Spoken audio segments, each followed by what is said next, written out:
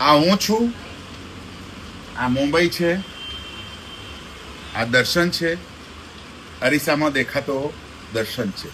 હવે આપણે આસ્વાદ કરીએ છીએ વરસાદનો. આ સાગર છે, દરિયો છે, સમુદ્ર છે,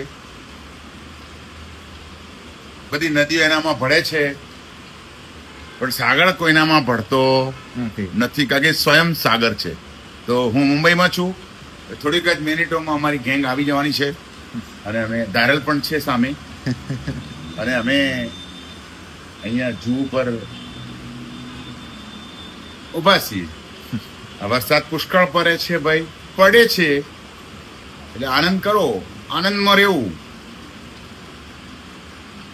કારણ કે આ તો આંખ છે, ક્યારે બંધ થાય નક્કી નહીં, એટલે ખુલ્લે આંખે આનંદ કરી લેવો.